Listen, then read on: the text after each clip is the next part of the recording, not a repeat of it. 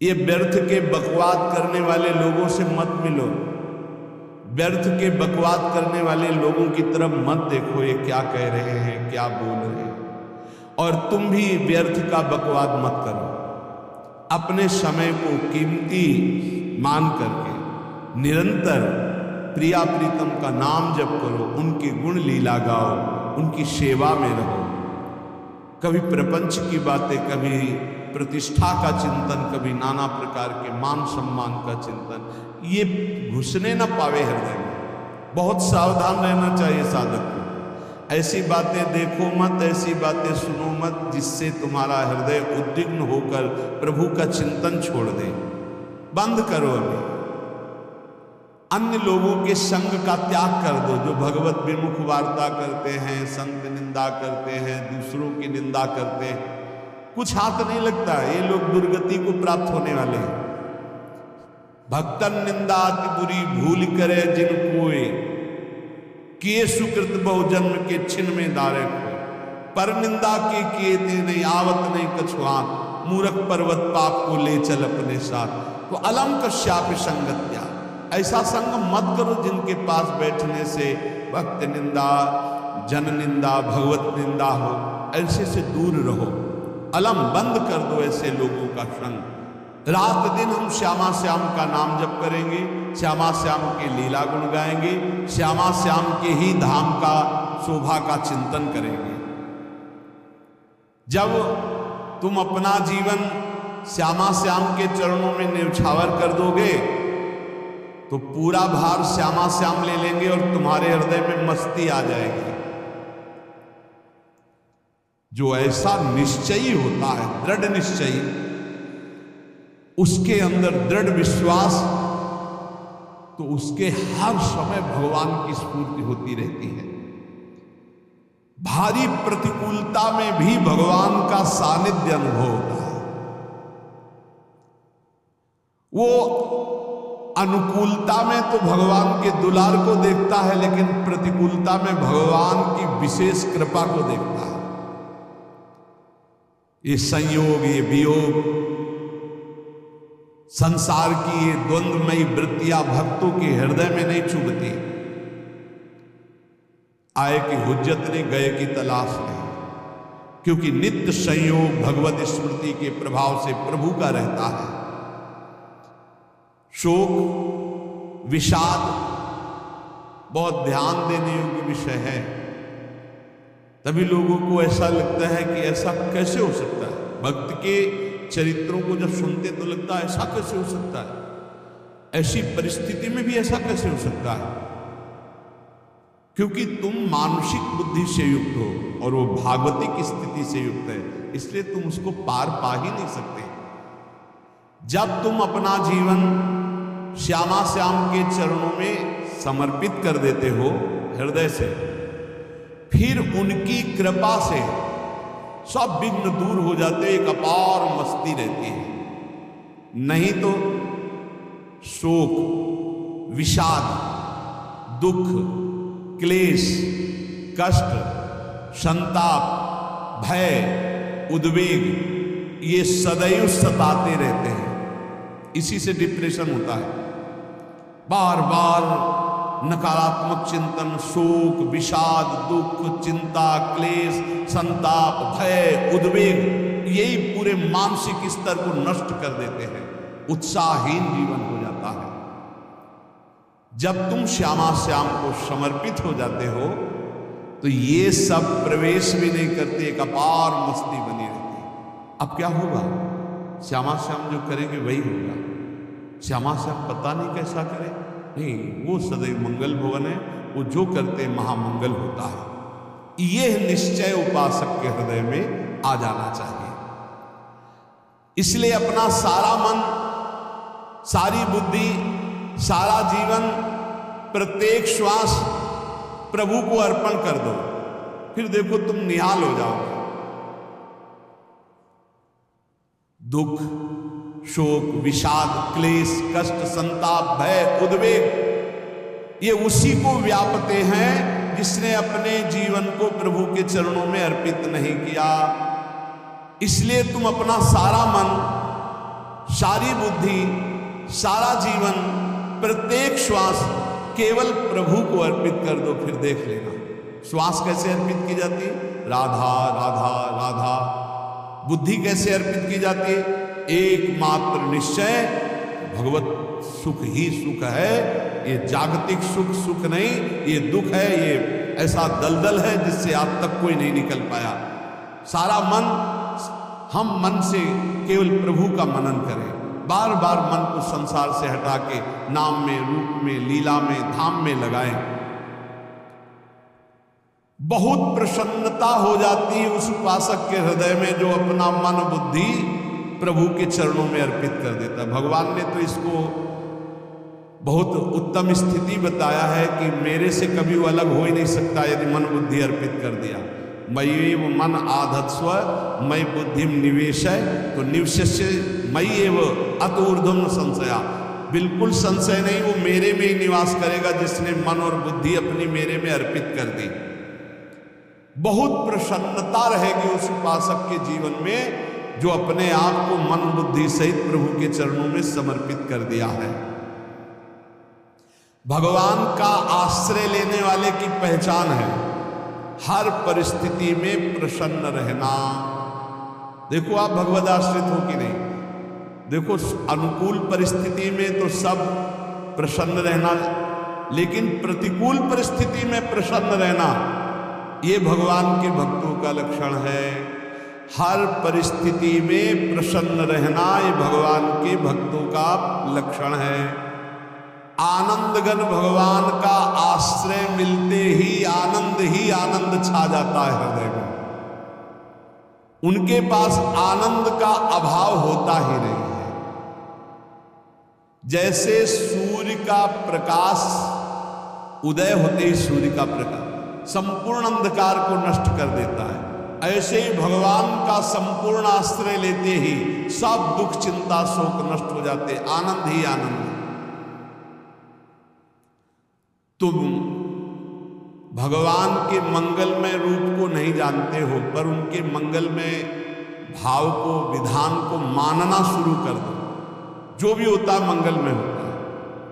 हमने जीवन में देखा है, अगर इधर कोई बहुत बड़ा सुख दिया तो देर नहीं लगेगी, 24 घंटे नहीं व्यतीत होंगे और ऐसे दुख दे देंगे, जिससे दोनों का समान भाव रख करके ना दुख में तुम भूलो प्रभु को, ना सुख में भूलो, सीधे भगवत मार्ग में चल। पूरे जीवन की बात देखना है, भगवान के मंगल विधान में सदा सर्वदा सुख ही सुख है, इस बात को मान के प्रसन्न हो जाओ। जब भगवान का भजन करने वाले की तन्मयता बढ़ती है भजन में,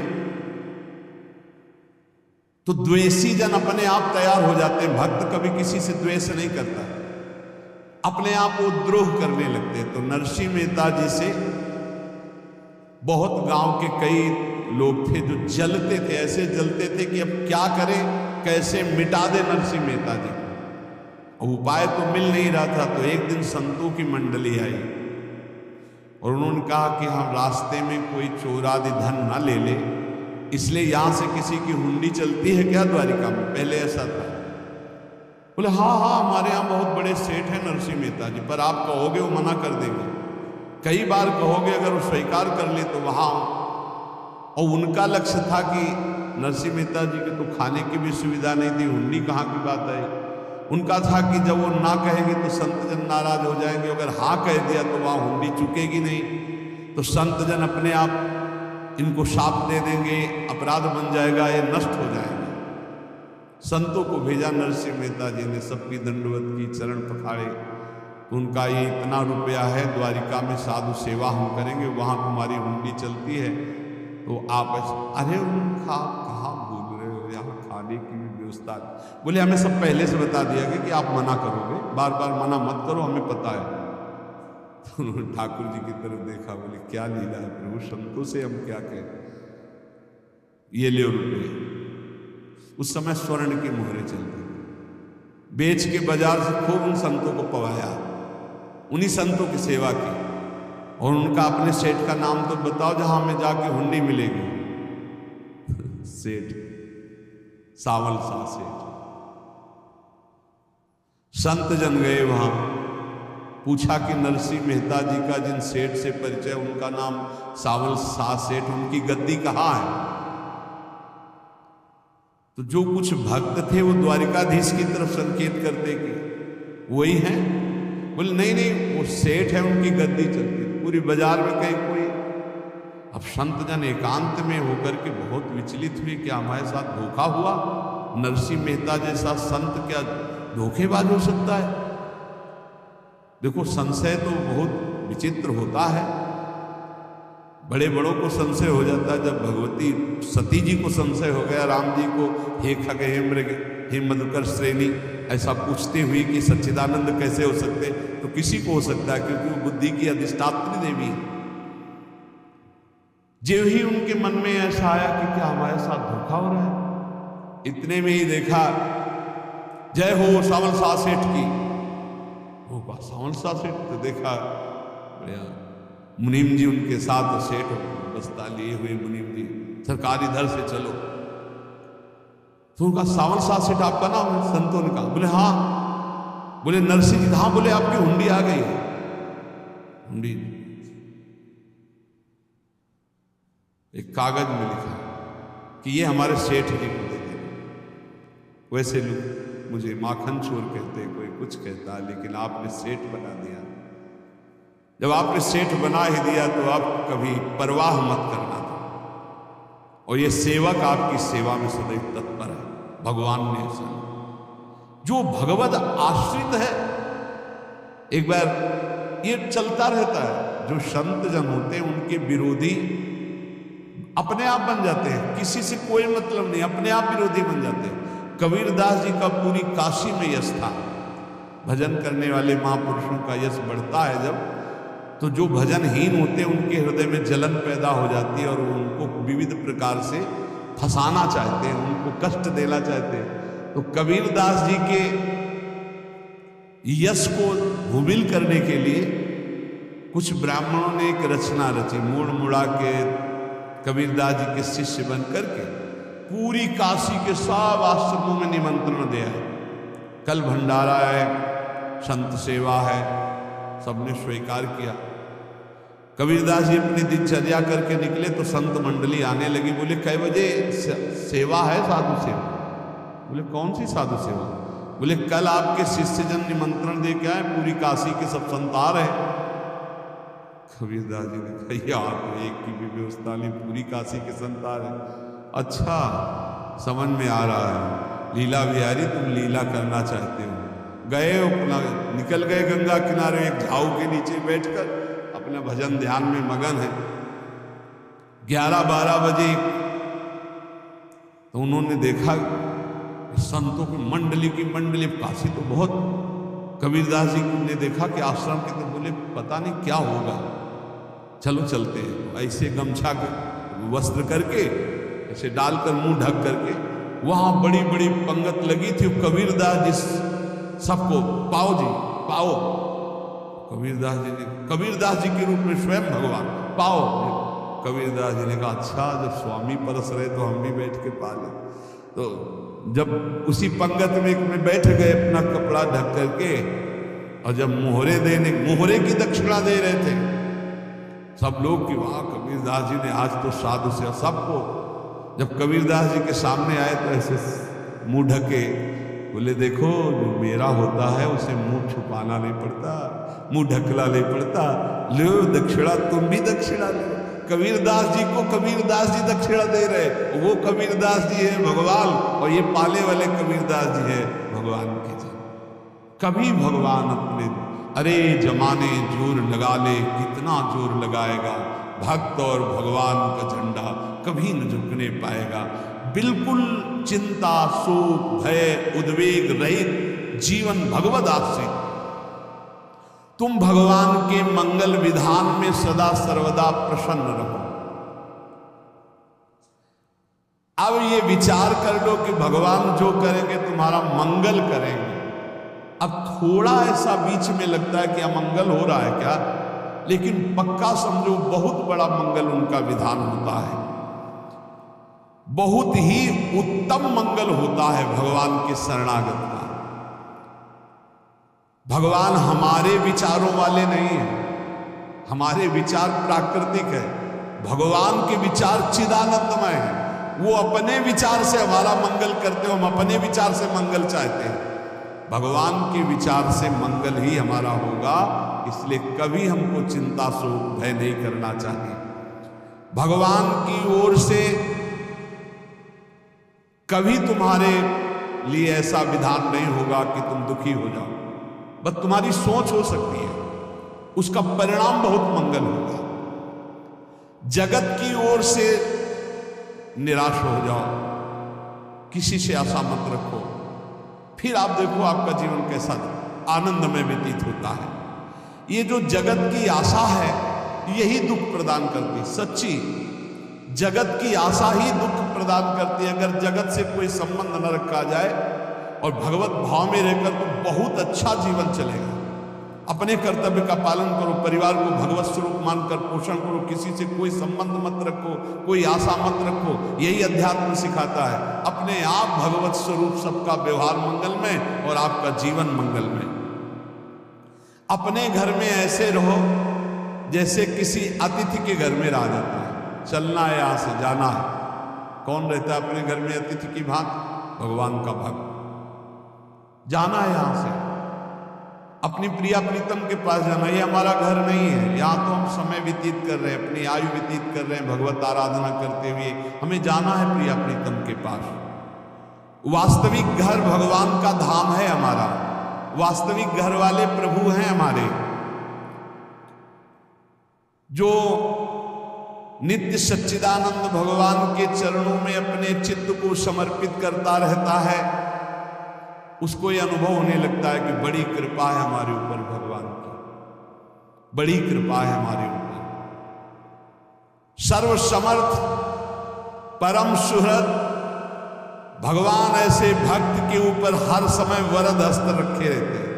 ये केवल प्रवचन नहीं, सच्ची बात मानिए। ऐसे भगवान का वरद हस्त हर समय रहता है। जब भगवान की छत्र छाया में भक्त अपने को देखता है तो आसपास घोर विपत्तियों का भी समुदाय हो तो भी वो आनंद में मगन रहता है। हर हालत में आनंदित रहना ये भक्त का स्वभाव है। भगवान ऐसे भक्तों को प्यार करते हैं जैसे कछुआ अपने अंडे को बाहर रख आवे और रात दिन उसका चिंतन करे। जब भक्त भगवान को समर्पित होता है तो भगवान रात दिन उसकी ऐसे चिंतन सुरक्षा करते हैं।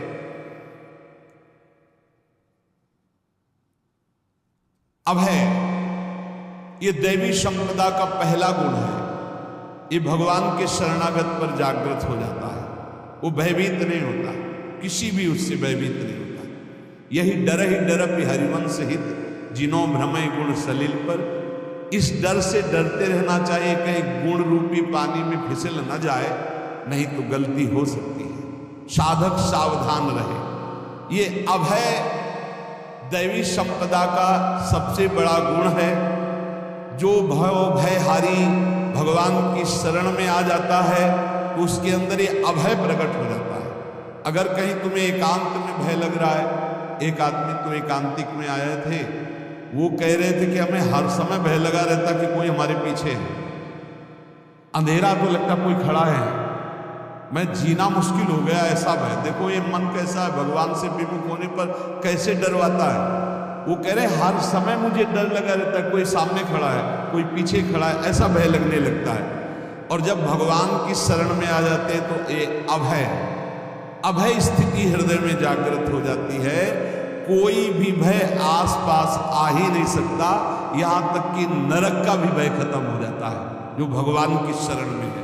महापापी भी पुण्यात्मा महान भक्तों के समान वो उत्तम गति को प्राप्त हो जाता है जो भगवान की शरण में हो जाता है। पर ये जो भोगों का आश्रय लिए हुए हैं, मनमानी आचरण कर रहे हैं, ये कभी उस अभय को जान ही नहीं सकते कि अभय पद है क्या। इनको तो कदम कदम पर शोक भय और दुख की प्राप्ति होगी। कोई बचा नहीं सकता जो भोगों में लगे हैं, मनमानी आचरण कर रहे हैं। अगर निर्भय होना चाहते हो, परम सुखी होना चाहते हो, तो भगवान के शरणागत हो जाओ। सारे जगत को अभय दान देने वाले भगवान हैं। भगवान का एक प्रण है, मम पन शरणागत भयहारी। जो मेरी शरण में आ गया उसके भय का मैं नाश कर देता हूं। साधना में अवस्था मन की मानी जाती है कि आप कितने अच्छे साधक हैं। यदि आपका मन भगवदाकार है, हर समय भगवत चिंतन चल रहा है, आपके स्वप्न भागवती का रहे हैं, आपके विचार भागवतिक हैं, तो आपकी अच्छी साधना हो रही है। और यदि आपके स्वप्न गंदे आ रहे हैं, क्योंकि स्वप्न में मन का ही सारा खेल होता है, और आपकी चिंतन वृत्ति वासनात्मक चल रही, तो अभी साधना का प्रभाव मन पे नहीं पड़ा है। जिसका मन हर समय भगवत चिंतन करता रहता है, वो जीते जी जीवन मुक्त हो जाता, अनुभव होता है। जैसे किसी ने कहा कि हमें कैसे पता चलेगा कि हमारा काम हो गया है, तो जैसे आप भोजन पा लेते हैं तो किसी दूसरे से गारंटी थोड़ी लेनी होती कि हम छक गए हैं क्या, आप जरा बताना हम छक गए हैं क्या। नहीं, अपने हृदय में आ जाता है कि अब मैं तृप्त हो गया। ऐसे ही अपने हृदय में आ जाता है कि मेरा काम हो गया, अब मेरा जन्म नहीं। ये हृदय में आ जाता है, अपने आप अनुभव में आ जाता है। जब स्वरूप बोध होता है तो किसी और से सलाह थोड़ी लेनी होती है, वो अपने आप अनुभव में आ जाता है। हाँ, यदि गुरुदेव का वर्ण नहीं किया है तो फिर आपको किसी न किसी गुरु से प्रमाणित करवाना पड़ेगा। अगर गुरुदेव का वर्ण किया है तो वही मंत्र, वही नाम, वही गुरु शरणागति आपको अंदर से पुष्ट कर देगी कि आपका काम हो गया है। विषय चिंतन करता हुआ मन विषय आसक्ति को प्राप्त होता है। विषय आसक्ति को प्राप्त हुआ मन बार बार जन्म मरण और नरक को प्राप्त होता है। बस ये विषय चिंतन हटाना ही प्रमुख कर्तव्य साधना का है। बार बार मन को विषयों से हटा करके प्रभु के नाम में लगाओ, प्रभु के रूप में लगाओ, प्रभु की लीला में लगाओ। जहां भगवान प्रकट होते हैं वहां परमानंद की बाढ़ आती है। पर ये ध्यान रखें, गुलाब का फूल कांटों में खिलता है, उसकी सुगंध लेनी, फूल लेना है तो कांटों से बचाकर। ऐसे ही जब आप भगवत चिंतन के लिए चलेंगे तो आपका चिंतन चुराने के लिए माया विविध नाटक करेगी, कांटे फैलाएगी। कोई तुम्हारी निंदा करेगा, कोई अपमान करेगा, कोई उपहास करेगा, तुम्हारी अव्यवस्था हो सकती है, तुम्हारी परिस्थिति बहुत भयावह हो सकती है। इन परिस्थितियों में भी भगवत चिंतन का तार ना टूटने पावे तो आगे गुलाब का फूल है। जिसे कांटे से बचाकर गुलाब का फूल लेते हैं और भगवद अर्पित करके सौरभ का सुख लेते हैं, ऐसे ही भगवान के प्रेमानंद का अनुभव करने के लिए संसार के कांटों से बचना होगा। और खिलेगा यही फूल संसार में ही, मनुष्य देह में, और योनियों में नहीं। भगवत प्राप्ति स्वर्ग में नहीं होगी, इसी मृत्यु लोक में होगी। पहले मन नहीं लगता भगवत चिंतन में। भगवत चिंतन जबरदस्ती करना पड़ता है। भगवत चिंतन जे ही प्रारंभ करोगे ते ही बहुत बाढ़ आ जाएगी पाप चिंतन की। ध्यान दीजिए, बहुत लोग प्रश्न करते रहते हैं कि हम जब भजन में बैठते हैं तो बहुत गंदी बातें आती, मन बड़ा चंचल होता है, भाग जाता है। ऐसा प्रारंभ में जब कोई भगवत चिंतन प्रारंभ करता है तो उसका मन विषयों में भागता है, गंदी बातों में भागता है। अब लोग कहते पहले तो हमारा चिंतन बढ़िया होता था, अब चिंतन नहीं होता। तो कोई सिद्ध पुरुष थोड़ी हो गए, तुम्हें जबरदस्ती चिंतन करना होगा। जगत के प्राणी में जहां मन जाए तो इसमें भी भगवान, पदार्थ में मन जाए तो उसमें भी भगवान, जहां जहां मन जाए वहां वहां भगवान देखो, या मन को हटाकर नाम मंत्र में लगाओ। ऐसे भगवत स्मृति जागृत की जाती, बार बार प्रयास करना होता है। कई लोग ये प्रश्न करते हैं कि हमसे बड़े पाप हो गए तो क्या हमें भगवान की प्राप्ति हो जाएगी? तो यहां कह रहे भगवान किसी के पूर्व जीवन को नहीं देखते, वर्तमान के भजन को देखते हैं। पकड़ो इस बात को। अगर वर्तमान में आज आप सुधर गए हो, नाम जप कर रहे हो, तो आप भक्त हो। ये गीता जी में भगवान ने कहा अपिचेत सुदुराचारो भजते माम अनन्य भाग साधुरेव समन्तव्या सम्यक व्यवसिता। ऐसा बहुत दुराचारी पहले रहा है, बाद में उसके मन में आ गया कि भगवान के सिवा हमारा कोई कल्याण करने वाला नहीं, हमारा कोई नहीं। तो भगवान कहते हैं मैं उसे साधु ही मानता हूं, उसे साधु बना देता हूं। भगवान किसी के पूर्व जीवन को नहीं देखते। बहुत बढ़िया बात है। कल तक हम क्या करते रहे भगवान नहीं देखते, आज क्या कर रहे हो ये देखते हैं। यदि आज आप भजन में लग गए हो, अच्छे आचरण कर रहे हो, तो आपको भगवत प्राप्ति हो जाएगी। भगवान ये नहीं देखते कि पूर्व में पुण्यात्मा रहा है कि पापात्मा रहा है। भगवान वर्तमान में देखते कि मेरा भजन कर रहा है, बस इसी से कल्याण कर देते हैं। पकड़ो इस बात को, तो कभी प्रश्न नहीं उठेगा कि क्या हमको भी भगवत प्राप्ति हो सकती है क्या। हमारा मन यदि श्री भगवान को चाहने लगे तो श्री भगवान हमारे मन में ही आकर बस जाएंगे। भगवान की रूप माधुरी में मन डूबने लगेगा। यथार्थ सत्य, जो भगवान से थोड़ा भी प्यार करने लगे हैं, उनके हृदय में भगवान की उनकी भावना के अनुसार झलक आने लगी है। हृदय में प्रभु के आते ही अनंत जन्मों के संस्कारों का नाश हो जाता है। इसलिए तुम अपने पहले वाले घृणित जीवन को याद भी मत करो और उसको सोचकर जरा निराश भी मत हो। अमावस्या में घोर अंधकार रहता है, पर प्रातः काल में अंधकार नष्ट हो जाता है। ऐसे ही नाम का उच्चारण करते ही तुम्हारे जितने पाप अंधकार वो सब नष्ट हो जाएंगे। तुम चाहो कि एक क्षण भी प्रभु को ना भूलो। अब वर्तमान में ऐसी स्थिति बनाओ। जो प्रभु को नहीं भूलने की चाह करता है कि मुझे ऐसी स्थिति प्राप्त हो कि मैं कभी प्रभु को ना भूलूं, तो सच्ची मानो और कोई बात भगवान सुने ना सुने, ये बात जल्दी सुन लेते हैं। भजन की मांग करो तो बहुत जल्दी भगवान पूर्ण करते हो। भजन जिसका चलने लगा तो फिर लोक लोकांतर के सारी रिद्धियां सिद्धियां सुख वैभव उसके चरणों में लौटते हैं।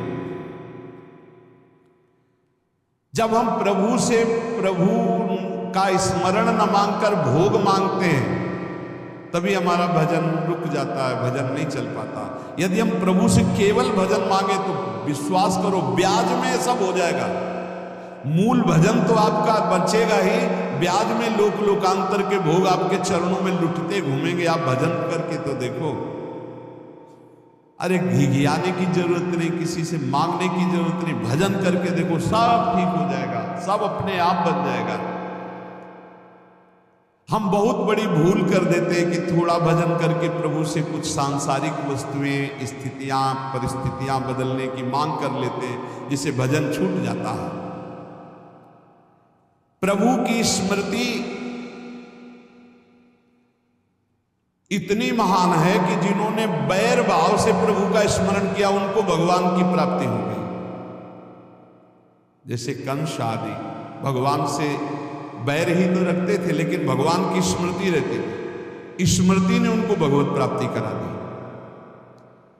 स्मृति में महान सुख है, पर वो जब भक्ति रस से युक्त स्मृति होती, तब माधुर्य रस, प्रेम रस का अनुभव होता है। कल्याण तो वैर भाव से स्मरण करने वालों को भी प्राप्त हो गया। यदि आप भक्त हो और ये चाहते हो कि आपकी भागवती की स्थिति बहुत जोर की हो, तो हम आपसे प्रार्थना करते हैं कि रोज प्रभु से एक ही बात मांगिए, मुझे अखंड स्मृति दीजिए। अर्जुन जी को पूरी गीता जी सुनने के बाद यही मिला, नष्टो मोहा स्मृति लब्ध्वा। स्मृति, प्रभु आप हम पे ऐसी कृपा कर दो कि हमारे हृदय में किसी और व्यक्ति, वस्तु, स्थान की स्मृति न रह जाए, केवल आपकी स्मृति रह जाए। ये चाह भगवान बहुत जल्दी पूर्ण कर देते हैं, यदि उपासक हृदय से ये बात मांगे। भगवान की कृपा से ही ऐसा हो सकता है कि अखंड स्मृति ये कर्म फल से नहीं मिलती है। प्रभु के प्रति निर्भर होकर जो दैन्यता पूर्वक प्रभु से मांगता है और हर समय अभ्यास करता रहता है भगवत स्मरण का, उसको ये स्मृति मिलती है। और स्मृति मिल गई तो इससे बड़ी कोई स्थिति नहीं, हर समय भगवान का स्मरण। प्रभु से मन प्रतिपल नया नया स्वाद लेकर के आसक्त होता रहता है, नवम नवम। प्रभु कभी बासी नहीं होते। जैसे किसी व्यक्ति को देखो तो देखते देखते मन हट जाएगा कि देख लिया बहुत सुंदर है, ठीक है, लेकिन वो एक दिन मन हट जाएगा। और प्रभु की सुंदरता नवम नवम है, प्रभु के नाम का स्वाद नवम नवम है, प्रभु की लीला का स्वाद नवम नवम है, प्रभु के धाम की शोभा नवम नवम है। जैसे आचार्य महाप्रभु हरिवंश कहते, नयो नेह नवरंग नयो रस नवल श्याम वृषभानु किशोरी, नौ पीतांबर नवल चूनरी, नई नई बूंदन भींजत बोरी, नौ वृंदावन हरित मनोहर, नौ चातक बोलत मोर मोरी, नौ मुरली जो मल्हार नई गति, सब कुछ नया। तो नवम नवम प्रभु प्रतिपल नवम नवम प्रभु का रूप, प्रियाजू का नवम नवम, अबहीं और अबहीं और अबहीं और है। तो कहते हैं जब मन निरंतर स्मृति में डूबता है तो जब प्रभु की रूप माधुरी प्रकाशित होती तो ऐसी नवम नवम कि कभी ये नहीं होता कि रूप बासी हो गया, ये वही रूप है जो हमने अभी देखा था, नवम नवम। इसलिए आनंद की उफान आती रहती है उपासक के हृदय में। ऐसी प्रियता, ऐसा आनंद बिना भजन के नहीं अनुभव में आएगा। इसलिए तुम विश्वास करो, तुम्हें बहुत सुंदर सुख मिलने वाला है, आगे अपार सुख मिलने वाला है। ये थोड़ा दुख का समय काट लो, जब तक जीवन है ये दुख सुख की लहर आती रहेगी, आप इसको सह जाओ, आगे बहुत आनंद है, विश्वास मान लीजिए, बहुत आनंद है। जो ये विश्वास कर लेता है वो प्रभु के मार्ग में चलकर प्रभु को प्राप्त कर लेता है। नहीं तो इतने रोड़े हैं कि आप उब जाओगे, बहुत रोड़े हैं। जो प्रभु के मार्ग में चलता है तो माया के बहुत से पार्षद अपना प्रभुत्व दिखाने उनके पास आते हैं, महिमा अपनी दिखाने, पर वो किसी वस्तु, स्थिति, अवस्था, प्राणी, पदार्थ का प्रभाव स्वीकार ही नहीं करता, क्योंकि भगवत स्मृति परायण है, भगवान की कृपा पर विश्वास है, इसलिए उसको कोई फंसा नहीं पाता। वो नित्य निरंतर प्रभु से घुला मिला रहने के कारण उसकी मस्ती में कोई फर्क नहीं पड़ता। माया का प्रभुत्व रखने वाले उसे फंसाने की चेष्टा करते हैं, पर उस पर किसी का असर नहीं होता, वो कहीं लिप्त नहीं होता, वो कहीं दुखी सुखी नहीं होता, वो हर समय प्रसन्न रहता है। तुम देखो, हर समय प्रसन्न रहते हो? यदि नहीं तो तुम किसी व्यक्ति वस्तु का आश्रय लिए हो, प्रभु का नहीं। अगर हां तो हर समय प्रभु का स्मरण चलना चाहिए, हर समय प्रभु के आश्रित हो, फिर देखना ये आनंद, ये प्रसन्नता क्या रूप रखती है। बड़े बड़े मस्त संतों को देखा, मस्त ऐसे उन्माद में मस्त, उस सुख के लिए ललचाओ, कब तक जन्मते मरते रहोगे, कब तक बार बार दुख भोगते रहोगे, कब बड़ा प्रपंच है ये। भगवान का स्मरण परम पुण्यात्मा पुरुष का हृदय माना जाता है, बहुत पवित्र हृदय, बड़ा पुण्यात्मा हृदय जिसमें भगवान का स्मरण। भगवान का विस्मरण पापात्मा पुरुष, भयानक विपत्ति, दुर्भाग्य आते हो। सुदृढ़ निश्चय करो, अब हम भगवान के स्मरण में अपना समय व्यतीत करेंगे। मेहनत करो, कार्य करने के लिए कोई मना नहीं, आप नौकरी करो, किसानी करो, व्यापार करो, पर अंदर अंदर भगवत स्मृति, भगवत स्मृति ही सबसे बड़ी स्थिति है। अब चाहे हम जीवित रहें, चाहे हमारे मरण जैसी विपत्ति आ जाए, चाहे सब हमसे हट जाए, चाहे सब हमको नमन करें, अब हम दृढ़ निश्चय करके केवल भगवान की स्मरण करते हुए इस संसार के बीच समय व्यतीत करेंगे। अब हम चूकने वाले नहीं। ये नियम लीजिए, चाहे जीवन रहे या ना रहे, चाहे मरण जैसा कष्ट आ जाए, चाहे सब वियोग हो जाए, सब चले जाए, चाहे सब संयोग हो जाए, सब नमन करें,